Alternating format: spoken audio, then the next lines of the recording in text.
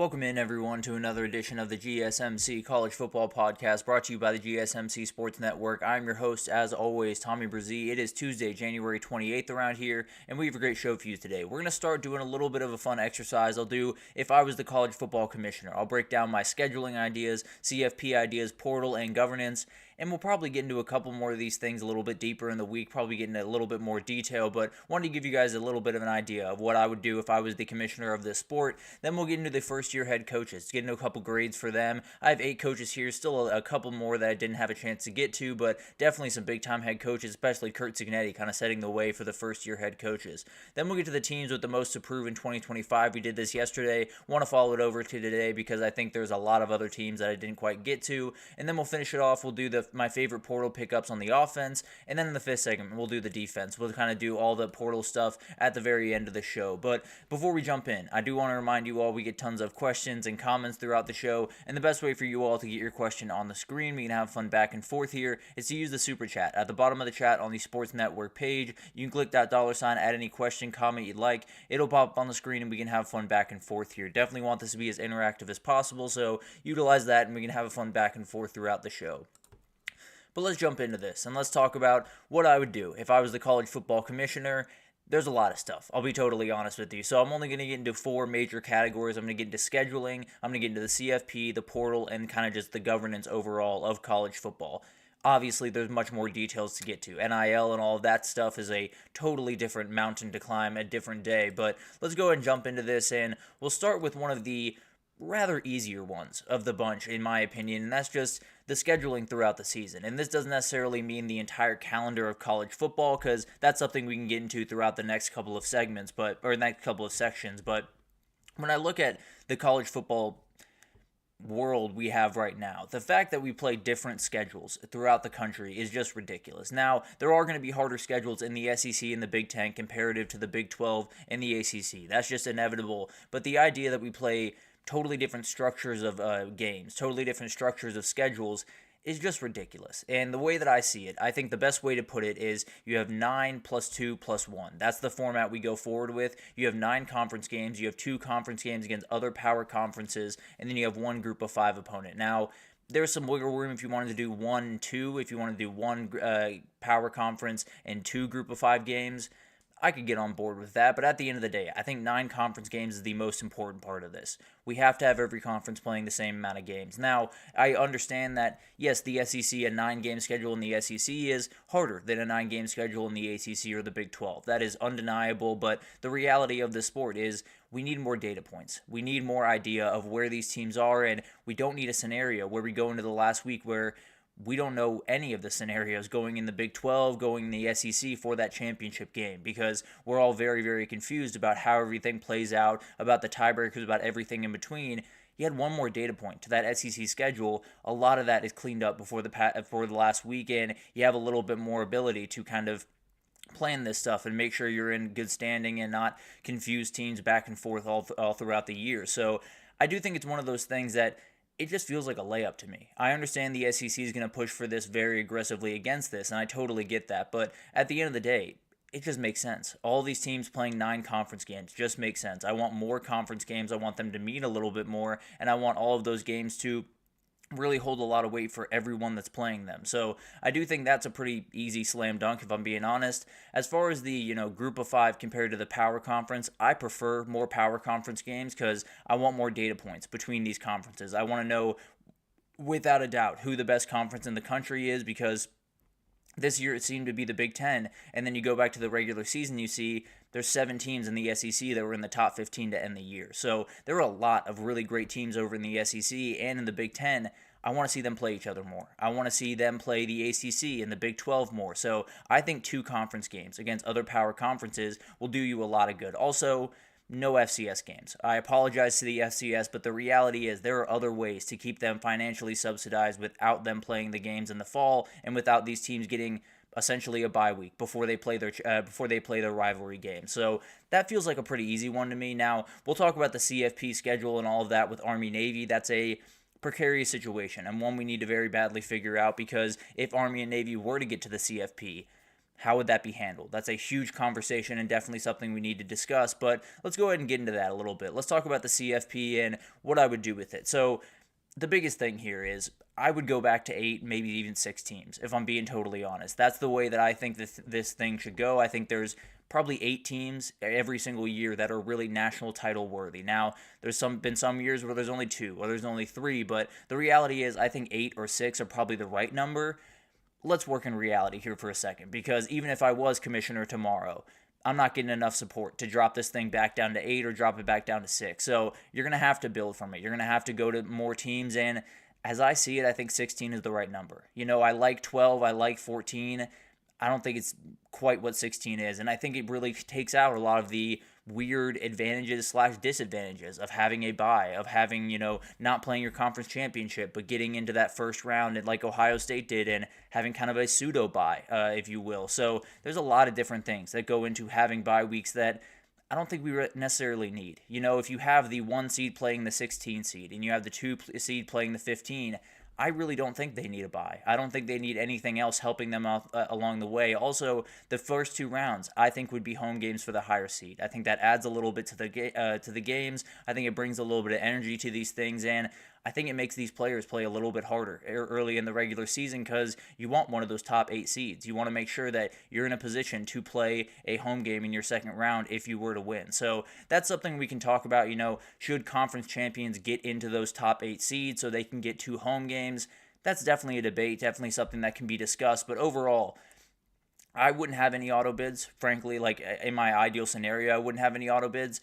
I also would be overhauling the ranking system as far as I'm concerned. For the CFP especially, I wouldn't release rankings until probably, I'm trying to figure it out right now, probably sometime in November. I'd probably release the first rankings. Then I'd release another one probably 2 or 3 weeks after that, and then I'd release the final one. I would not do every single week because I think it creates problems. I think people overthink in that room. I think they drop teams a little bit too far for certain losses or pop teams up a little bit too far for certain wins. So I think spreading it out for 2 or 3 weeks between the rankings is going to be more helpful, and it's going to make it so we don't have these huge reactionary polls that jump, it's like the best example that I have is Georgia losing to Ole Miss this past year and dropping 9 places in the rankings, although Ole Miss was a top 10 team. That's something that shouldn't happen, plain and simple. And if you waited a couple more weeks, Georgia would have beaten Florida. They would have been beaten Tennessee, and then they would have found their footing, and you're looking back and saying, okay, we can probably keep them where they should be. And that totally makes sense to me. That's something that I would absolutely do.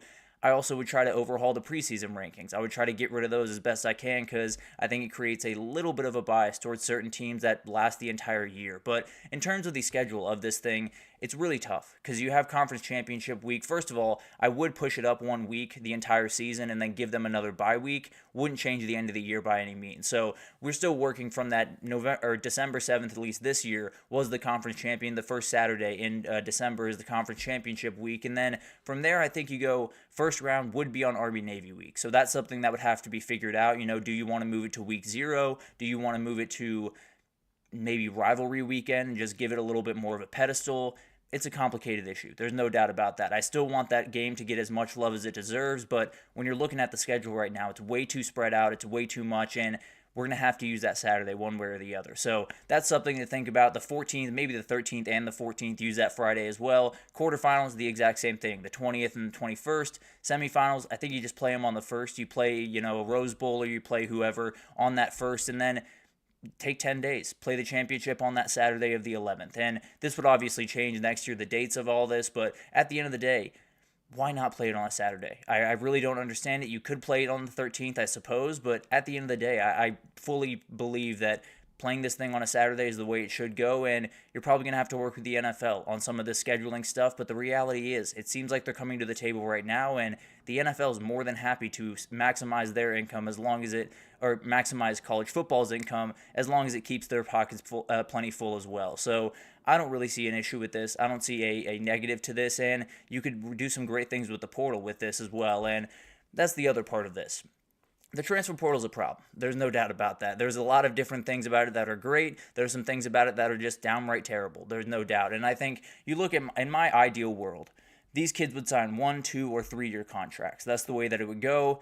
and you would get, depending on, how long you were staying, what your position was, whatever, you would get a certain amount of money per year. Then you would at least know who the guys are. You would know who the guys are that could leave, that want to leave after 1 year, after 2 years, after 3 years, and then you can at least have conversations. Now, I do think a lot of kids, at least initially, would go towards the 1 year contracts. I think they would keep their options open and then they would move forward. But then you would see the horror stories. You would see guys make mistakes, as we've seen throughout the portal life thus far. And I think guys would start to opt for that 2nd year, for that 3rd-year contract that just makes more sense for them. So I do think that just makes sense overall. I think these guys have to sign contracts. We're already down the rabbit hole of them being professional athletes. The fact that we're not signing very binding contracts at this point is insane. Now, we are doing revenue sharing and that type of thing. Frankly, I don't know if there's enforceable rules behind all of that, and I don't know if the NCAA can step up and really hold these kids accountable to those contracts. So that's a whole other problem that will go into the governance that we'll talk about here in a second. But overall, I think the bigger thing here is I think you have a wide opening between the semifinal of the CFP to the final, so the 1st to the 11th, 10 days. Kids can get in the portal in that time. That's just the reality of this situation. And then the title teams, you give 5 more days or 7 more days or what have you. But at the end of the day, it's going to be a tight portal cycle, but it should be. The portal shouldn't be this thing that we open up for a month or 2 months at a time and say, say jump in, do whatever you need, talk to other schools, tamper, do all of that stuff. It's got to be 10 days. It does not have to be longer than that. These kids can make their setup, make sure that they're in a good place, and then walk out the door. That's the way that this should go, and then you can find your new place in that 10 days. And if you don't, you have a little bit more time after the championship to do that, but the reality that we're giving guys a 28-day period to get into the portal is just insane. Give them a 10-day period to get in, and then we'll work out the rest of the recruiting on the back end. So that just makes more sense to me. It would make the coach's job a whole lot easier, and would make things just a little bit cleaner in the scheduling. And then for governance, this is the biggest part of this, and one that I haven't really figured out. I'll be totally honest with you. I think there are some great ideas out there. I think there are some truly terrible ideas out there, but at the end of the day, I can look at this every which way. The only way that this works is college football getting outside of the NCAA. I think the NCAA has done a great job in the past and has done about as good as they could do in certain respects in the NIL era. Now, they should have been doing this 15 years earlier, and then maybe we wouldn't be having this conversation, but overall, it just can't happen anymore. They can't keep up with what college football is doing. College football can't deal with what the NCAA has to deal with.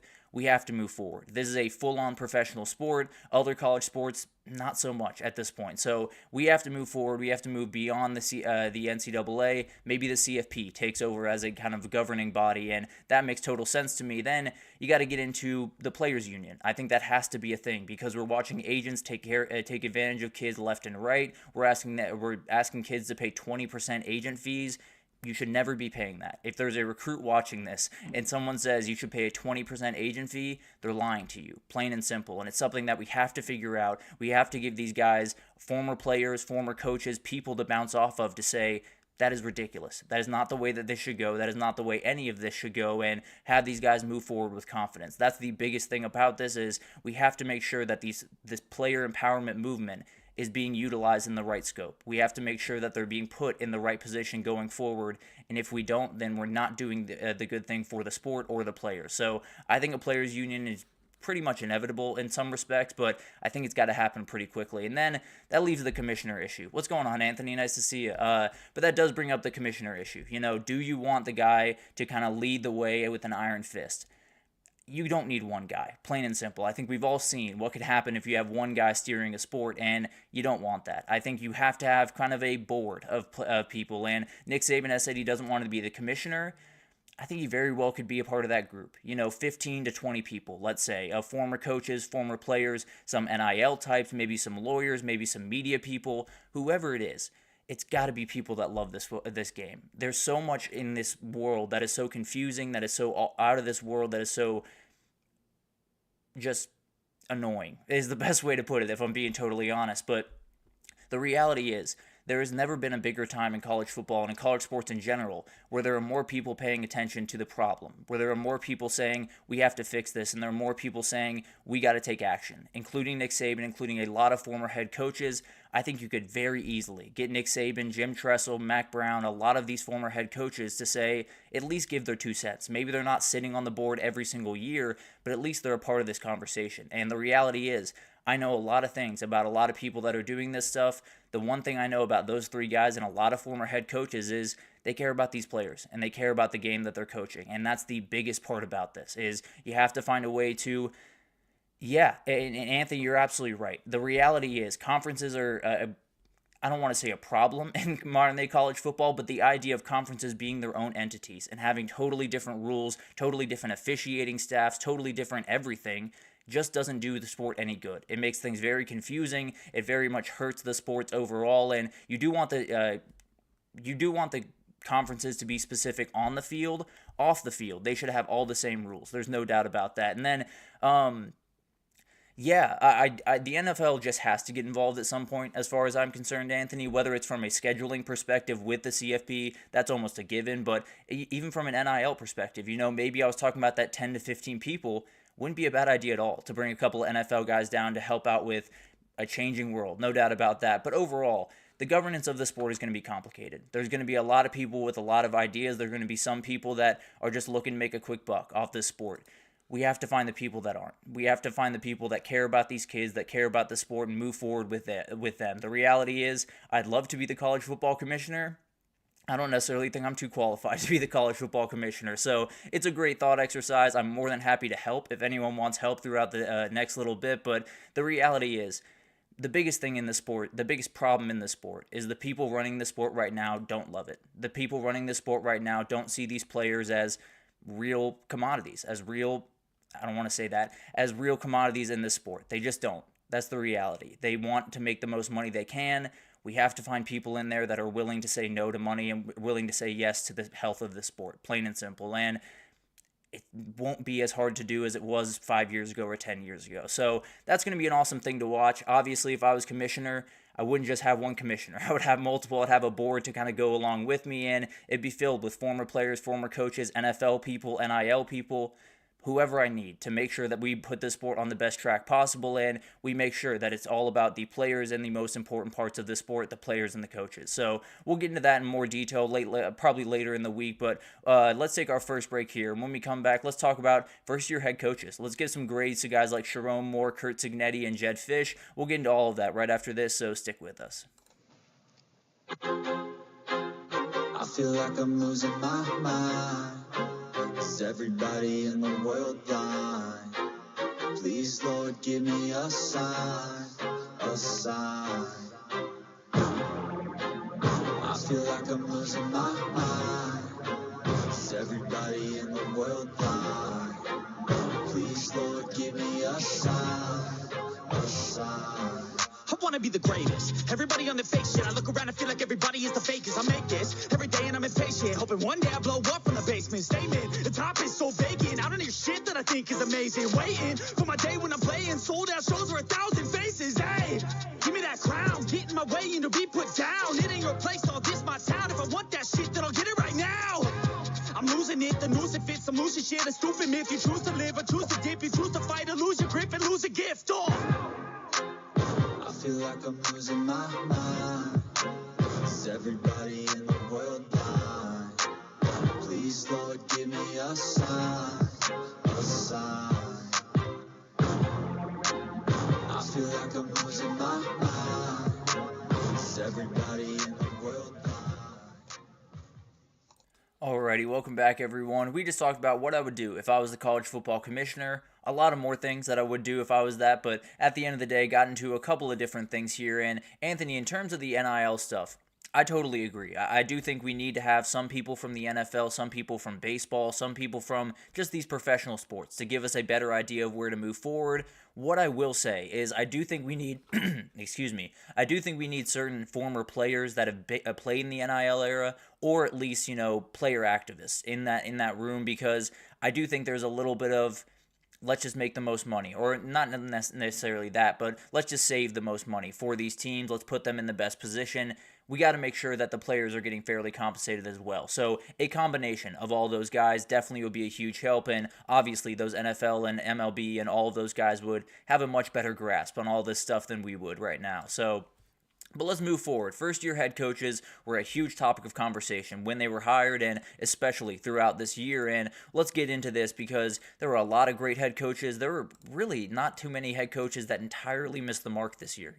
There weren't too many guys that walked into their job and just fell on their face. Now, I can make the argument for Brent Brennan down there in Arizona, but we'll talk about some other guys on this one, and we'll start with Sharon Moore. I'm going to give him a B. I think he did a very solid job this year. It was a very weird year for Sharon Moore because the reality is you lose that many guys to the draft, you lose your quarterback, you lose your head coach, your defensive coordinator, you're going to struggle. That's just the reality of that situation. Now, probably didn't need to drop to 7-5. I think there were some issues in the middle of the season that were a little bit of a problem. I definitely do think some of the quarterback decisions were a little bit out there. I think he probably could have done a better job kind of utilizing Alex Orji and kind of just leaning into who they are a little bit more often. But at the end of the day, he found his way through what was a team that really was terrible offensively, and they found a way to 7 wins. They got the win over Ohio State. They bring in Bryce Underwood, and frankly, it'd probably be a C- on here if that wasn't the case. If they didn't get those two things, big things done, that I would be a little bit more precarious about this one. But overall, he's done a great job. He took over a job where everything was changing, and tons of guys were going off to the NFL. The head coach was leaving. The defensive coordinator was leaving, as was a lot of other staffers on this team. He found a way to stabilize this thing, and that's as best as you can do. It was a very up and down year. You lose to Texas, you beat USC, you get some momentum, you lose to Washington, and it kind of falls off a cliff until the last week of the season. So it's been all over the place for this Michigan team, but I think they finished really strong, and they look like a team going into 2025 that I can trust to at least be in the conversation down the stretch of the season, and it'll be really fun to see what they can do. Bryce Underwood is still a freshman, so I'm going to kind of temper my expectations just a little bit there, but at the end of the day, very, very talented head coach and definitely a guy that I think is going to do great things in 2025.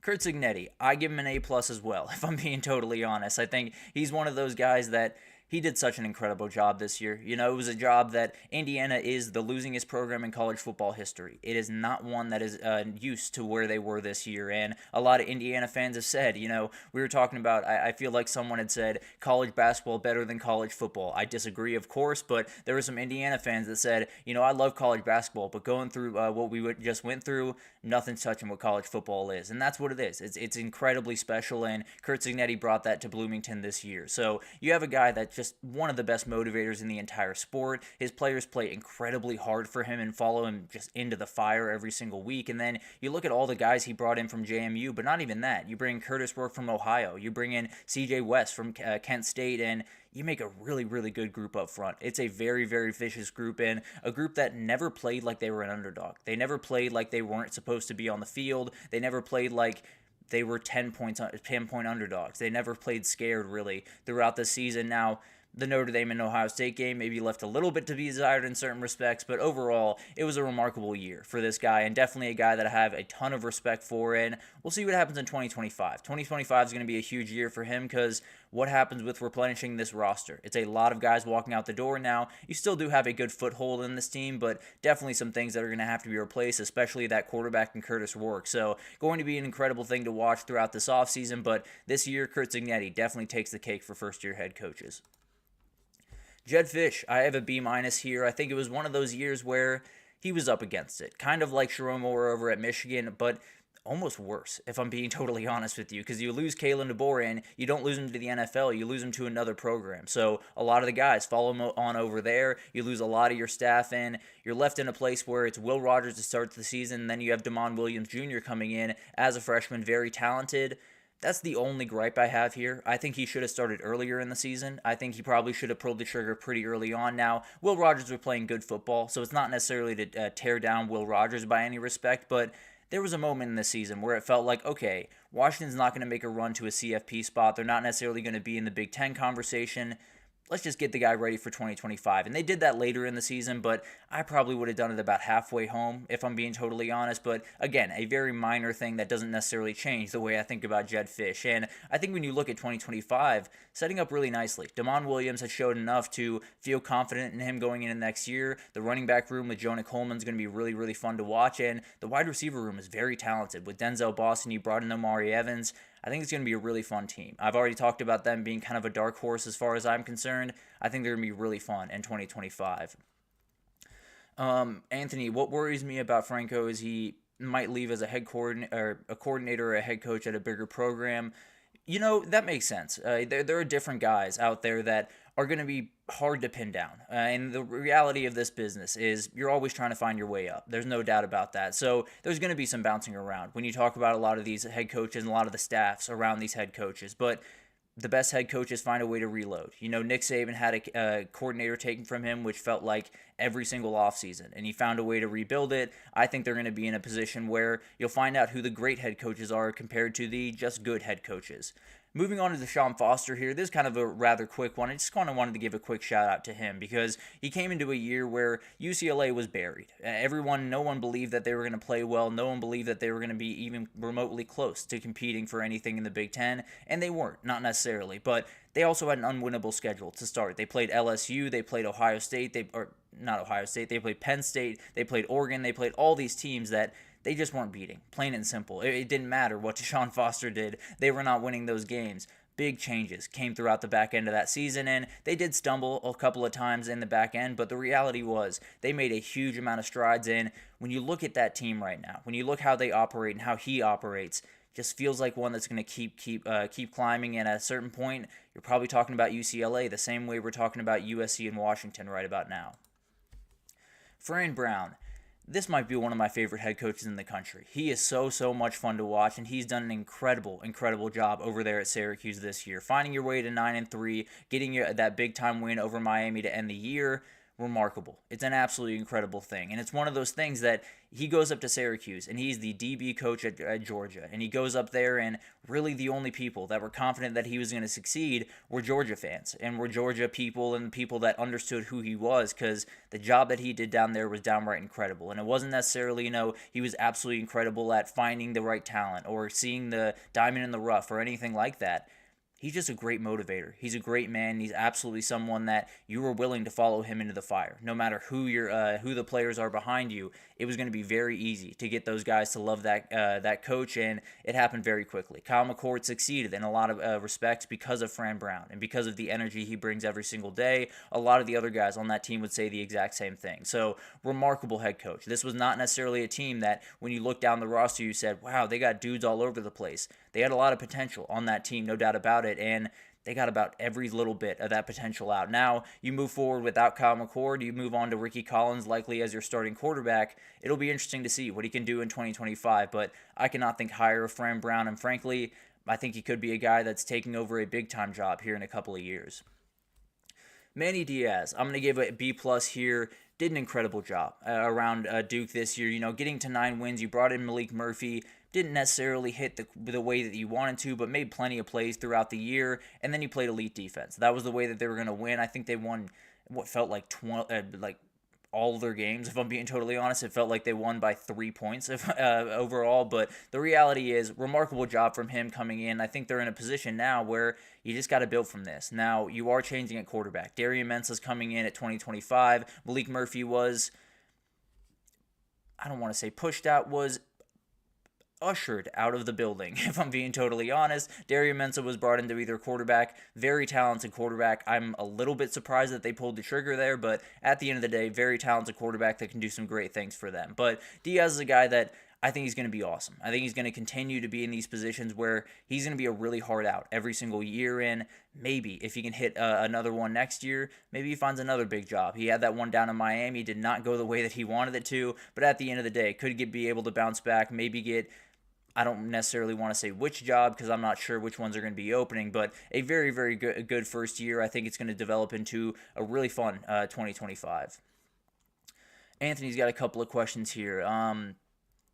That is the big question with Fran Brown is sometimes you will see these guys go to a school, have some early success for whatever reason, depending on if it's the veteran quarterback or some different things around there, and then they'll make the big-time jump. They'll go to a big-time SEC school like an Auburn. Let's just say Fran Brown makes his way down to Auburn and Hugh Freeze gets fired after this year. then it gets a little bit too much. So it is a tightrope walk in the world of college football. I think the best example that I have is Charlie Strong over at Louisville. Did an incredible job and did awesome and definitely did great things there. Then you take over Texas, and it's a totally different ball game. There's a million different things to deal with. So that is definitely something to think about. Now, what I will say is, Fran Brown is from the Kirby Smart tree.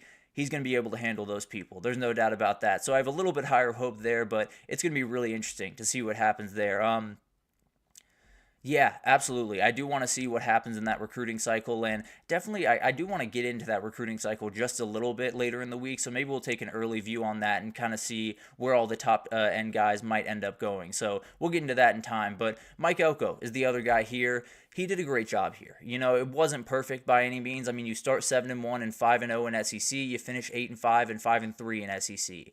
That's not what you want to happen by any means. You lose to South Carolina, you lose to Texas to finish off the season, and you're left there wondering, and you're left there trying to figure out, you know, is this just another 8-4 coach that we're just going to ride for another 5 years, or is it a guy that set a foundation? Is it a guy that's going to continue to build? Now, you look in the early parts of the offseason, they've done a great job filling in the wide receiver position, making sure they're in the best position possible going into 2025. The reality is this one's going to come down to 2025. You know, I think he did a solid job in this year. I think he tapered off at the end. He's got to take it up a notch in 2025, or A&M fans are going to be thinking the same exact thing they were thinking about Jimbo Fisher early on in his tenure was, man, is he ever going to get past 8 wins? Is he ever going to get past 9 wins? And he barely did. So that's going to be something to watch, no doubt about it. I really like Mike Elko, and I think he's going to continue to go forward, because the reality is I think he's done an incredible job. And you say it right here, Anthony. It's a relative incomplete right now. You know, you never really know what this program is going to be, especially Texas A&M, until this guy gets into his second, third year. I think they're going to be in a position where they're going to be really successful, and it's going to fit what Mike Elko likes to do a little bit more. And then the man of the hour, Kalen DeBoer, the guy that was talked about probably more than any human on planet Earth around those 2 days when Nick Saban retired and he took over that job. And it's been a weird year more than anything else. It's been very, very weird. It's been all over the place, and he's missed in a number of places that he has to hit. He's hitting a couple of places really aggressively that I don't think everyone expected him to hit. So it's a very confusing conversation. I'll be totally honest with you. So the big thing here is, this team coming into the year had an offensive line that looked absolutely forceful. They had Tyler Booker, they had Jaden Roberts on the interior of that line, they had Parker Brailsford. It looked like a group that could impose their will. It looked like a group where they were going to run the ball 40 times a game, they were going to be able to control the clock, and that was what they were going to do the entire year. That didn't end up happening. The offense was essentially, can Jalen Milroe make a superhero play? If not, we're in trouble. That's the reality of this offense, and it was kind of the reality of the situation he was in. You know, you come into a room where Jalen Milroe is the outright leader of that team. And if you watch the USF game when he was benched by Nick Saban, that's not the same team. This team essentially quit in that game, respectfully to all of those players. Essentially kind of just tapered back in that game and said, we're not playing hard. If it's not Jalen out there, Jalen had to be out there, one way or the other. And it kind of came back to bite him in some respects, but also, what else are you going to do? You know, it's just one of those situations where he came into a team that wasn't fully his and they had a very clear leader. He's going to follow that, at least for year one. Now, 2025 is going to be the year, and unreal expectations will follow him to that. I can absolutely promise you that. So the reality was, I've talked about this before, some of this was going to happen with Saban at the helm or with not Saban at the helm. You know, you have so much stuff that's going towards teams just not being as dominant as they were before. This was going to happen. One way or the other, this was going to happen to Alabama. It's obviously something they're not used to, and it's obviously a different face than Nick Saban, which makes things just that little bit tougher. I think he did a solid job this year. Considering everything that was around there, considering all the issues, I think he did an okay job. Now, you got to do better than that next year. I don't think anyone's going against that, and I think you got to make it the CFP. There's no doubt about that. We'll see what happens. I think he's going to do a whole lot better of a job in year two. But then you have guys like Brent Brennan, very tough year at Arizona. Then you have Bill O'Brien at BC that I think is going to do a great job next year. Willie Fritz, the exact same. Jonathan Smith might take a little bit of time up there at Michigan State, but really like what he can do. And then Jeff Lebby, a guy that loaded up in the portal this time around, and I think it might take a couple of years, but they could really hit the ground running in 2026. But let's take our second break here. And when we come back, let's talk about the teams with the most to prove in 2025. We did 8 teams yesterday. I got 8 more teams for you today. So stick with us, and we'll be right back to break down that. Looking for your daily fix of sports talk without having to pay for it? GSMC Sports Network is available on YouTube. Just search GSMC Sports Network. Get your fix of daily sports talk shows on YouTube, absolutely free. NFL, college football, NBA, MLB, MMA, UFC, fantasy football, and so much more. GSMC Sports Network has shows running all day long, with new sports shows starting every 2 hours. Just like on your favorite cable sports channel, except GSMC Sports Network is absolutely free. Just search GSMC Sports Network on YouTube to catch one of your new favorite shows, like the GSMC College Football Podcast, Chip Shot Football Podcast, Hoops and Heels Women's Sports Podcast, GSMC Basketball Podcast, and so many more. Check it out for yourself. GSMC Sports Network, now available on YouTube absolutely free. Search GSMC Sports Network on YouTube right now.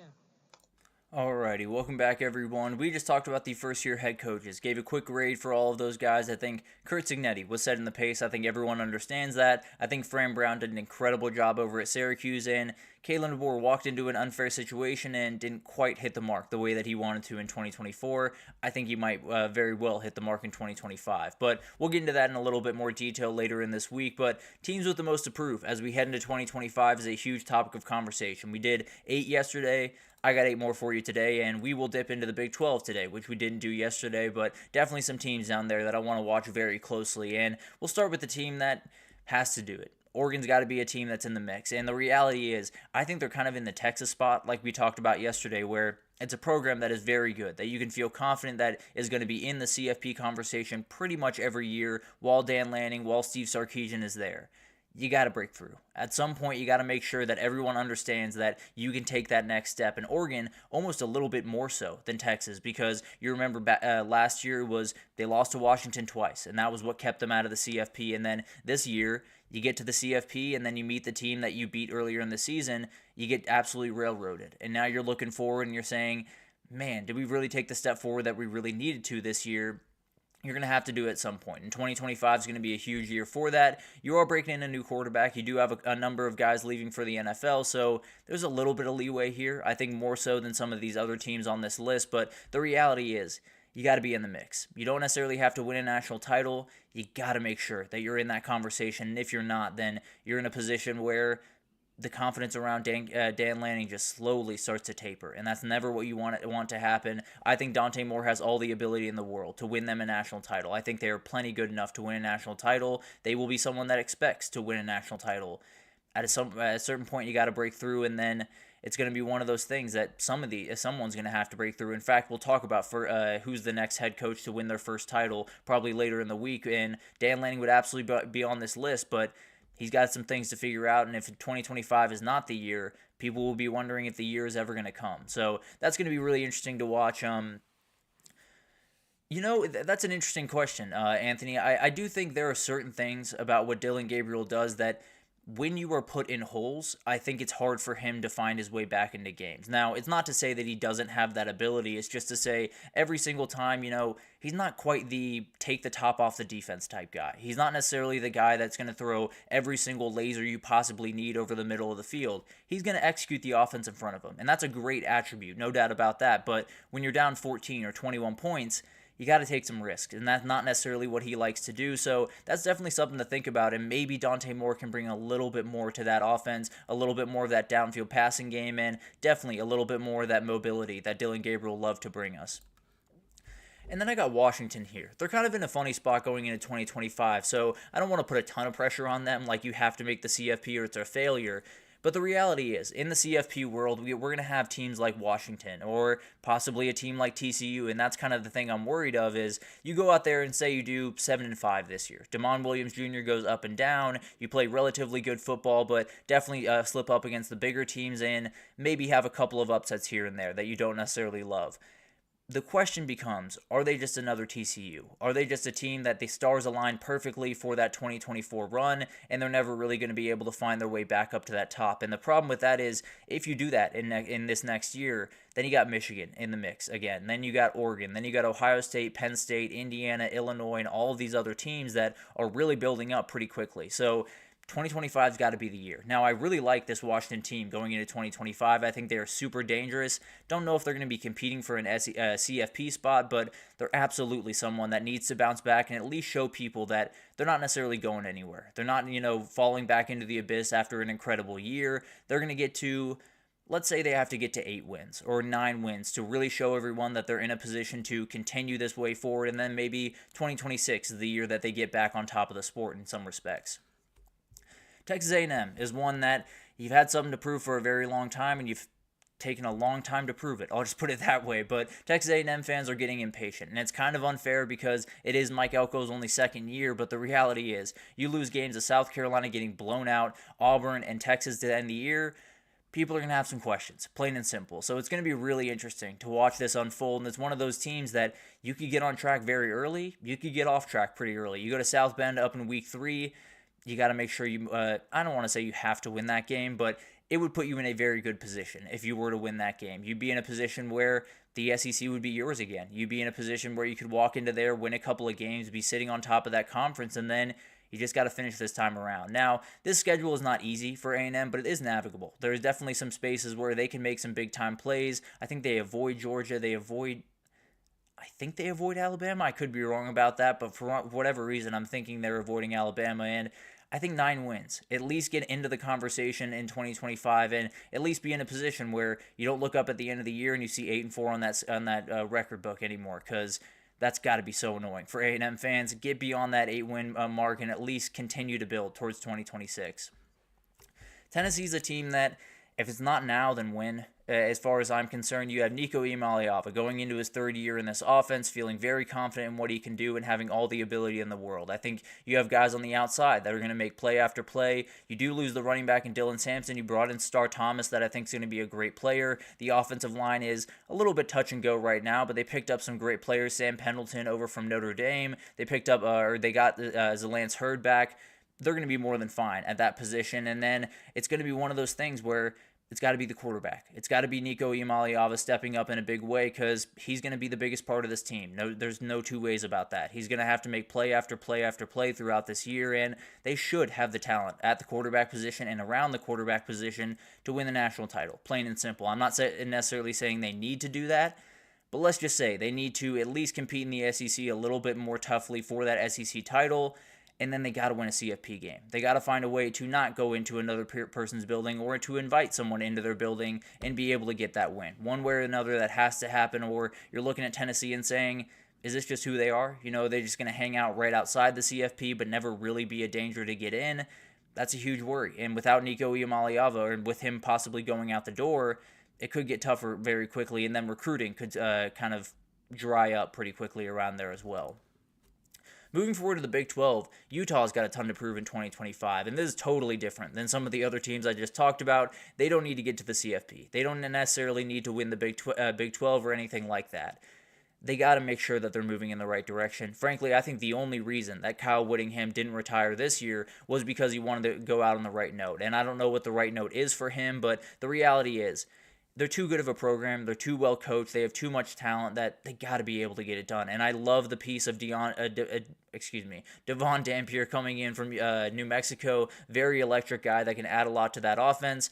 They're not going to be a great team by any means. I don't necessarily think Utah is going to light the world on fire and win the Big 12 in 2025.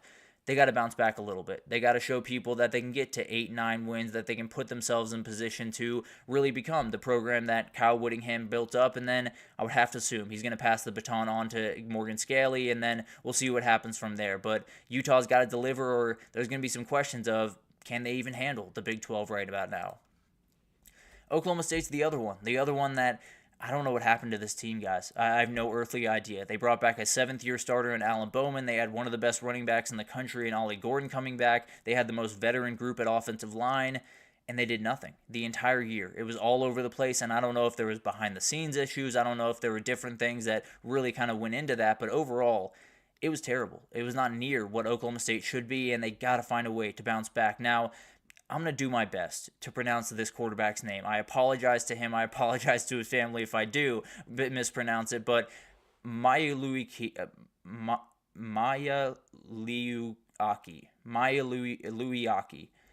apologies, but Mayuialaki Smith, very talented quarterback for Oklahoma State, and a guy that came in late in his freshman year, played some very nice football. He now moves on to his sophomore year, and I think he's a guy that could play some really awesome football. I think he's a guy that really could elevate what this team is and make this offense a little bit more scary than it was last year, which isn't necessarily super hard to do, but very much like this kid and think he could really elevate what this team is. The bar is going to be lower. There's no doubt about that. You're coming off a 2-win season. I think you get bowl eligible, you get to 7 wins, at least get yourself back in the mix, and then maybe 2026 is the year that you really kind of get back onto the top of the Big 12, possibly. SMU, another one here. They shocked the world in 2024 in a lot of ways. Now, didn't necessarily shock me too much because if you look back at my rankings, I did have them at 10-2 at the end of the season. But at the end of the day, they do get Kevin Jennings back, which is absolutely huge. You're also losing a ton of dudes. Brashard Smith going out the door, tons of guys on the defensive side of the ball that are going out the door that are going to be huge replacement pieces. But you do get RJ Maryland back. Was out for the entirety of this year, was the best receiver on this team, or he's a tight end, but pass catcher on this team throughout the year, and definitely a guy that is going to be awesome to get back into that fray. And then there's real worries around this defense. There's no doubt about that. I think when you look at the ACC right now, I'm seeing a lot of quarterbacks that can really take advantage of a group that is not as veteran as you want it to be. It'll be really interesting to watch what they can do, but the reality is you got to show people that you're not just a one-and-done type team. You're not a team that's going to pop up every couple of years and then fall right back down to mediocrity. Stick around for a little bit. Get to 9 wins and at least show people that you're going to be in the mix in the ACC going forward. Louisville's another one kind of like that because in 2024, missed the mark just a little bit. You know, they played some really good football at times, played Notre Dame incredibly close, beat Clemson, did some really great things. They got to build off that. There's no doubt about that. And I think the biggest thing is Tyler Shuck in a lot of ways didn't necessarily give you what you needed. And I think Miller Moss very well could. I think the running back room is probably about as good as you're going to find across the country. Chris Bell and Colin Lacey coming back is huge. And then tons back on that defense that are going to make Saquon Clark is a huge player that's going to make all types of plays for that team. I apologize. But overall, if they can't get it done in 2025, it's the same question that we have about Big 12 teams, that we have about ACC teams. What's going to happen? Is SMU, Georgia Tech, Syracuse, and all these other teams, are they going to slow down? Because at a certain point, there's only so much oxygen in the room, and Louisville's one of those teams that feels like they're kind of on their last bit of oxygen. So we'll see what happens there. Definitely a team that I very much like and love that running back room. So I do have some high hopes for what Louisville can do in 2025. Will be interesting to watch, and if they don't, then Georgia Tech and all these other programs are going to be able to lap them, and then it's going to be really hard to make it through that mess over the next couple of years. So that's going to be a fun thing to watch, no doubt about it. Maybe we'll do one more of those segments later in the week because I got a couple more teams that popped into my head. But at the end of the day, let's take our third break here. When we come back, we'll do my favorite transfer portal pickups. We'll do offense in the next segment. We'll do defense in the final segment, but we'll get into the offensive side. We'll get into a couple of running backs, 2 quarterbacks that I think are absolutely huge for their teams for different reasons, and we'll break it all down right after this, so stick with us.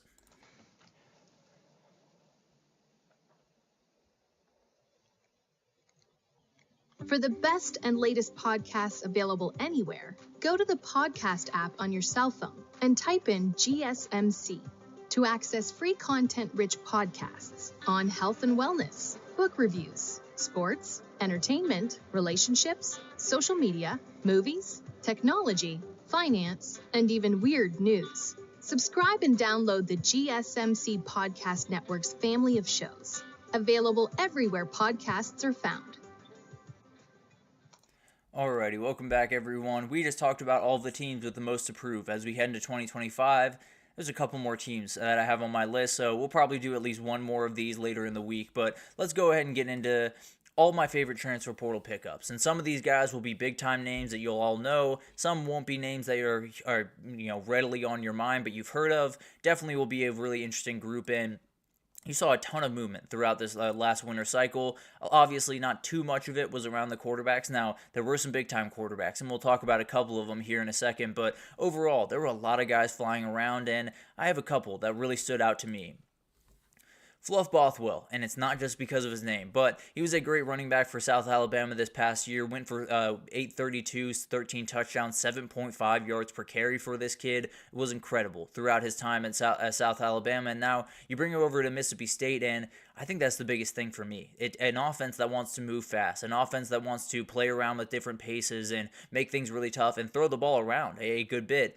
A running back like this can do damage in that group because you're going to want to play light boxes. You're going to want to make sure that you're taking care of all of the different concepts on the outside that Jeff Lebby's going to throw at you, that having one of these types of running backs that you can ride to a victory is going to be huge for this team over in Starkville. And I think it's going to be one of those things where maybe he's not absolutely perfect right out the gate. Maybe he's not, this most polished back in the country, and maybe it does take till 2026, which hopefully he'll be in Starkville by then. But at the end of the day, maybe it will take a little bit of time for this kid, but I think he's going to be special. I think he's going to be someone that really pops onto the scene, and we look back in a couple of years or even 1 year and say, that's someone that can go to the NFL draft because he went to Mississippi State. I think it's an offense that just makes sense for what he does. I think it's an offense that will open up a lot of running lanes for him, and when you find this guy in a running lane, he is going to make you pay. There's no two ways about that. Really like this guy, and definitely think he's going to do some special things for Mississippi State this year. Another running back here is Mekhi Hughes. This is one of my favorite players in the country, plain and simple. He's a guy that came over from Tulane, had 1,400 yards and 15 touchdowns this past year.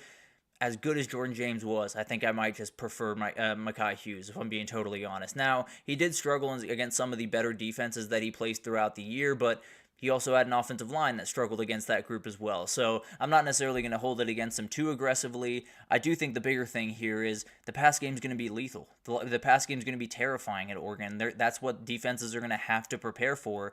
Mekhi Hughes is going to have run lanes on run lanes on run lanes, and he's going to have so many openings to make big-time plays throughout this thing. And then you have wide receivers on the outside that can block their butt off, can block their butt off in a lot of different ways, can make some big-time plays on the outside, and Mekhi Hughes is a guy that I think he can be special. I think he can be a Doak Walker Award candidate, probably should have been in that mix this year. I think he very well will be in that mix in 2025.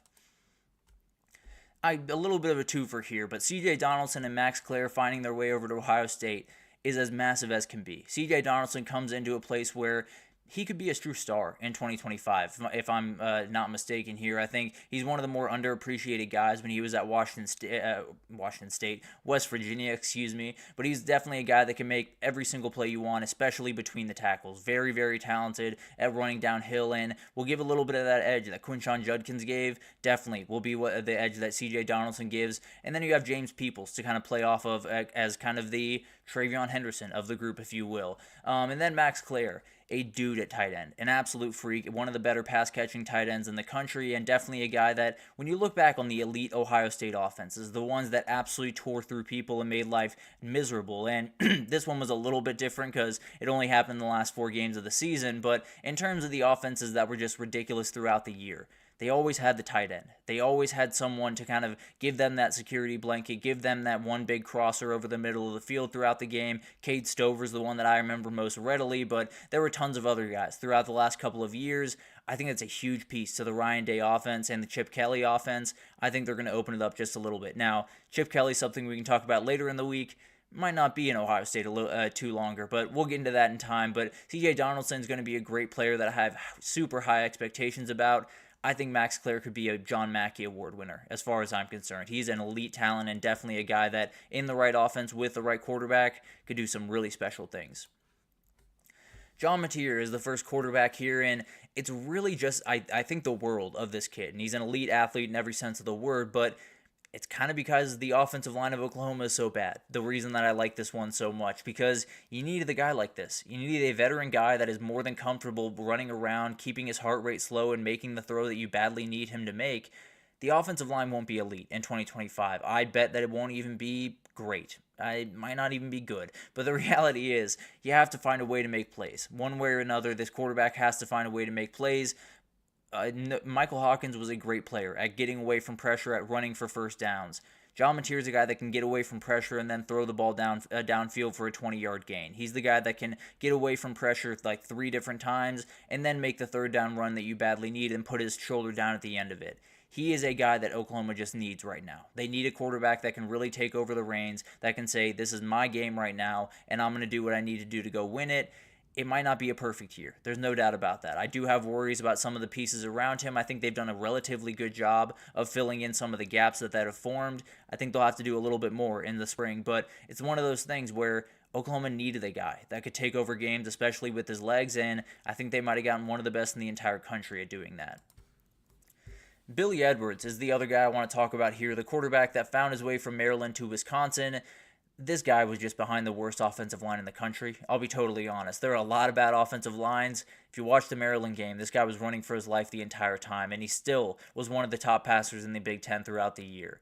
This is a guy that I really think can explode. Now, I have worries about Wisconsin overall. There's definitely some things that I worry about. I think some of the talent level, there's going to be a gap in a lot of these games. There's no doubt about that. Now, I do think Billy Edwards is a guy that can give you a spark. He can give you certain moments throughout this season where it's probably not going to be the perfect year. You know, maybe you finish 7-5, maybe you finish 8-4, but maybe he can get you that Ohio State win. Maybe he can get you that Oregon win. Maybe he can get you that Penn State win, and then you're looking up and you're saying, it was a tough year, no doubt about that, but we got that one big moment that every single program across the board, when you have a new head coach, you need that one big moment. You need that one big game that just makes everything make sense and you put everything in order. I think he can do that for Wisconsin and then get a little energized going into 2025 will be an awesome, awesome thing to watch, and definitely a guy that I cannot think higher of, if I'm being totally honest. Barian Brown, another guy that I just love, if I'm being honest. I worked a job where I did a lot of data input for a sports data company, Sports Info Solutions, and I was at Kentucky. I worked with Kentucky and did kind of their participation every single week. This guy's just so much fun to watch. He's one of those guys that you watch him, no disrespect, but in the Kentucky offense, it was almost painful to watch him in certain respects because you knew what he could do, you knew the ability he had, and you knew he wasn't being utilized the way that he should have. And frankly, I think LSU is going to be more than happy to utilize him the right way. And the best thing about this is he plays off Nick Anderson and Aaron Anderson incredibly, incredibly well. Both those guys are very, very different wide receivers from themselves, but very different from what Barian Brown is. So the way that I see it, you have Garrett Nussmeier's deep ball accuracy, you have Barian Brown's outright speed. It's going to be a terrifying duo. When they get downfield and they make that one or two big plays throughout the game, he could be a total game changer. And then you look at what he can do on kick return, on punt return. He can totally change this season for LSU. He can make this team just that much, a little bit more explosive, that little bit more terrifying, and then give that defense just that little bit more of a cushion that they're badly going to need. It's going to be awesome to watch what he can do, and definitely a guy that I cannot think higher of, if I'm being honest. Eric Rivers is another guy I want to talk about. He made his way from FIU to Georgia Tech, and this one I really like the fit of in a lot of ways. You know, what Buster Faulkner likes to do is get the ball on the outside to his playmakers pretty quickly on RPOs, on RPO moves, on screens, and then let them do what they do. And that's exactly what Eric Rivers loves to do. Very good after the catch. Definitely a guy that's very comfortable in the slot or outside. He's someone that, he's Eric Singleton in a lot of respects. And now we can say, I don't want to say that I don't want to say he's market or great value, Eric Singleton, but a little bit of a step down in talent. Let's just put it that way for Eric Singleton. But he's absolutely a guy that can fit the bill of what he needs to do in that offense, and definitely can be a guy that at least makes that one sting just a little bit less. Can make a number of plays, had over 1,000 yards at FIU this past year. I think he could be a really special player for Georgia Tech in 2024, or 2025. And then you got Chase Sewell. This is the other guy I'm watching very closely, the wide receiver over at Iowa State now, coming over from East Carolina. And you lose Jaden Higgins and you lose Jalen Noel, you're going to have to find guys. And this is a very good guy to find. Over 600 yards in the past 2 seasons. He's 6'4", 195. Will give you that kind of that big play threat, that 50-50 ball type threat you very badly need. He's going to be awesome to watch. And I think when you look at that wide receiver room for Iowa State, not necessarily as star-studded as it was before, but Chase Sewell, Eli Green, Isaiah Alston, all very talented kids, and all kids that came up from the FCS or the Group of 5 level. Isaiah Alston and Eli Green have been there for a year. I think they're going to be a really fun group. I don't necessarily think they're going to be better than what Jaden Higgins and Jalen Noel brought to this team, but I do think they're going to be plenty to fill the gaps of this team, and I think the run game is going to be that little bit better to open up doors for these guys. So I think everyone did a really incredible job throughout that thing. I think those guys just stood out a little bit more aggressively to me. The one that I'm watching very closely is Barian Brown. I cannot wait to see what he can do in that LSU offense. I think we could walk out of this year with him having like 4 50-yard touchdowns, if I'm being totally honest, maybe even more than that. So really going to be awesome to watch that unfold. But let's take our final break here. And when we come back, we're going to talk about all of my transfer portal pickups on the defensive side of the ball, the ones that I like the most on that side. Definitely some bigger names on here, some names that are a little bit smaller, but definitely some big-time pickups and some guys that I cannot wait to watch in 2025, and we'll talk about them right after this, so stick with us.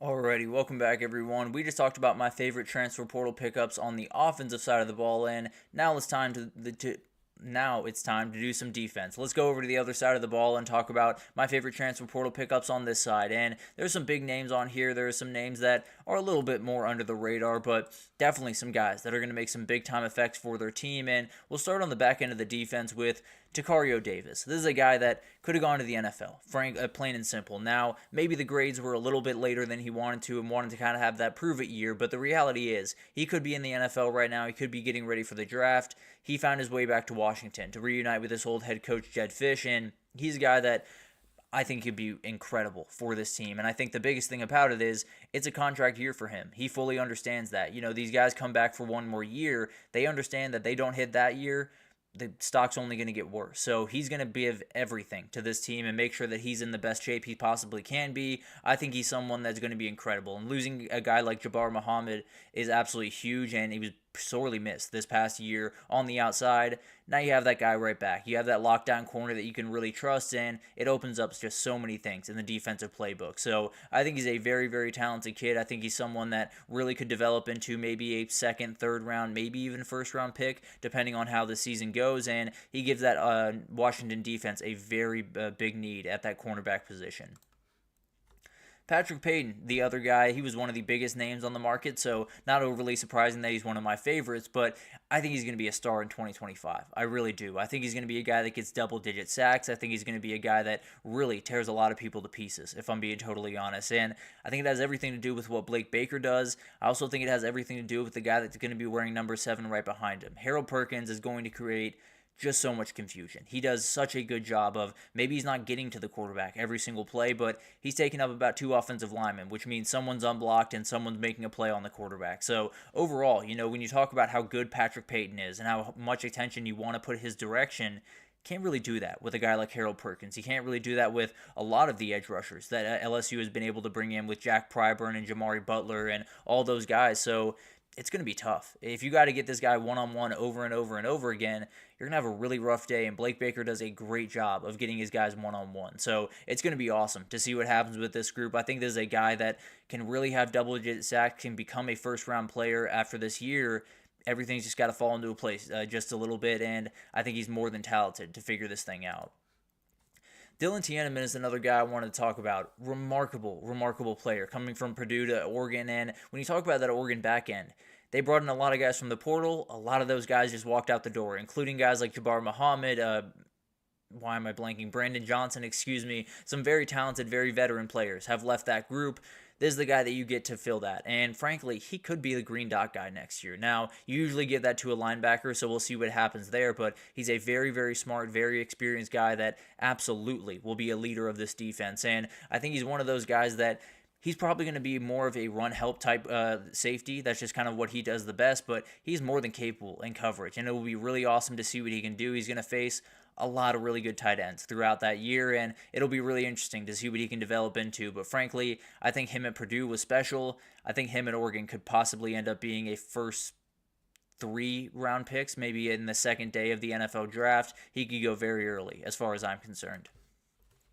Nikhai Hill-Green is another guy I want to talk about. He's making his way from Colorado to Alabama, and without Devontae Lawson and Jahad Campbell, you badly need it. There's no doubt about that, and I love what Hill-Green can bring to this team. The way he plays the run is about as good as you're going to find across the country. He does such a good job of filling holes, making sure he doesn't over-pursue, making sure he doesn't do anything that puts him out of position. He just makes the right play right in front of him. Now, there are some tweaks to figure out, no doubt about that. Sometimes can play a little bit fast, sometimes can do a couple of things that put him in some precarious situations at times, but at the end of the day, very talented guy that really was the anchor of this Colorado defense in a lot of respects. There were a lot of guys that stepped up in a big way, but maybe none other than this guy. Definitely a huge piece and someone that the Crimson Tide badly needed. I think when you look at this defense for Alabama going into 2025, there's not necessarily holes. There's not issues with this defense, but there are definitely some areas where if you look back 5 years ago, they're probably a little bit more stocked at that position than they are right now. And I think linebacker is one of those.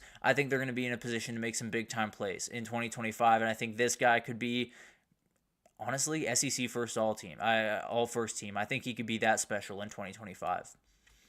Jamal Jarrett is another guy I want to talk about here for a second. Defensive tackle making his way over to USC from Georgia, and it's a very interesting one. It's a guy that got on the field at times throughout Georgia. There he's playing Tennessee Tech. So as you can see, he's not necessarily the guy that's going to get in every single down or play a ton for Georgia. And I think that was sort of going to change next year, but maybe not quite enough to where he felt inclined to stay. And he made his way over to LA.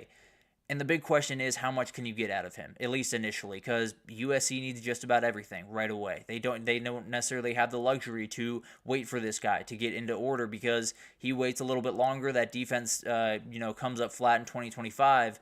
Lincoln Riley's out the door, and maybe Jamal Jarrett's finding a new place to play college football. So he's got to hit, and he's got to hit right away. Now, you did bring in Keyshawn Silver as well on the interior of that defensive line, so should be more than fine. Should have enough guys to really make some big-time plays, but the reality of this situation is USC is no longer bringing in guys to just help out the depth. They're no longer bringing in guys to see what they can be in 2026 or see what they can be in 2027.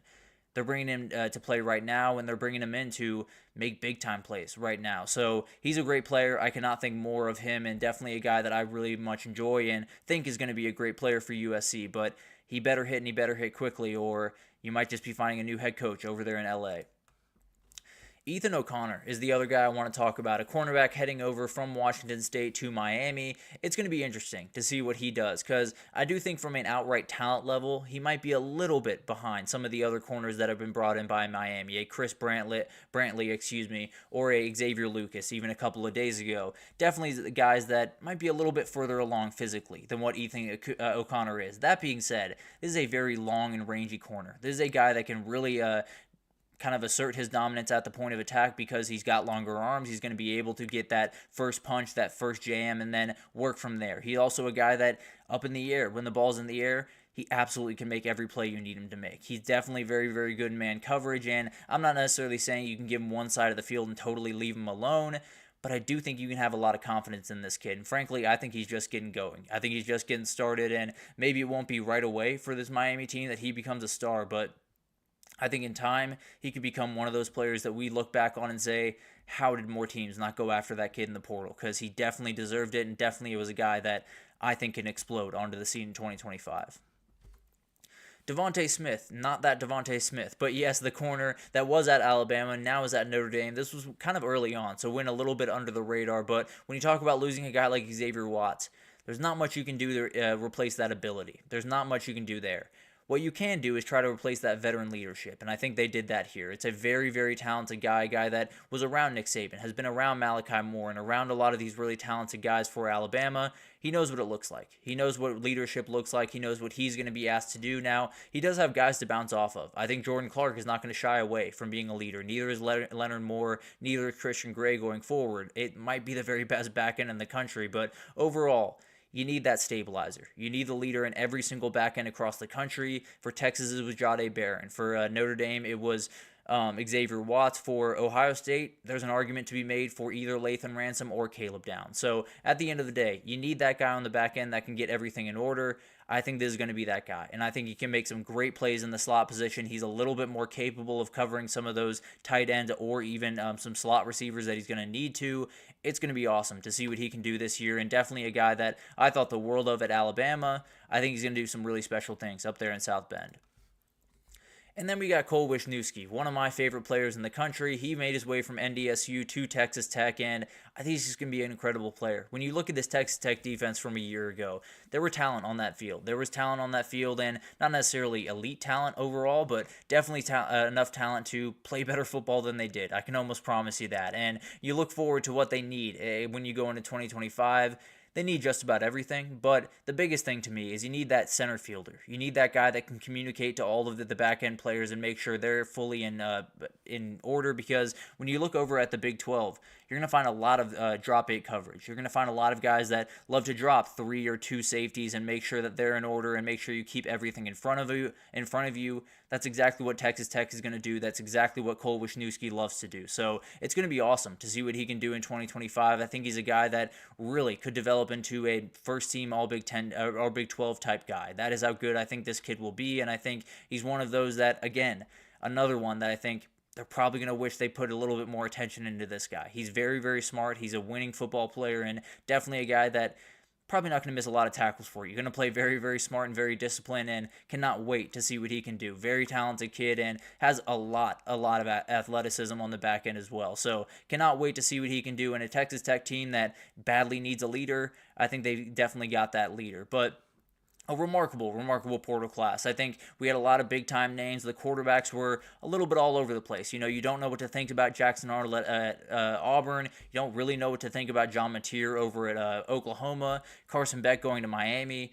It's been all over the place. There's no doubt about that. That'll relatively close the book on the transfer portal. Maybe a couple of more notes at the end of the week about those Notre Dame offensive linemen. But at the end of the day, that's about it. That's about all we got for this edition of the GSMC College Football Podcast. Thank you so much for tuning in. We are presented by the GSMC Sports Network. Your support means a lot to us, so please remember to subscribe to the show, leave a positive review. It does make a huge difference. Also, follow us on Facebook, Twitter, TikTok, Instagram, all the social pages for all the content and updates you could possibly need. We have great people covering every single sport you could want. So anything in the world of sports you need, come on over to GSMC and we have you totally covered. Tomorrow, we will be doing all NFL draft. I'll do a little bit of an overview to start. We'll do my top 10 quarterbacks, my top 10 offensive and defensive prospects. I'll give out my first 12 or 10 picks depending on the way that I'm feeling. We'll get into all of that tomorrow. So kind of a little bit of an NFL draft extravaganza tomorrow. So tune in at 9 a.m. Eastern to see all that, and I will see you guys there.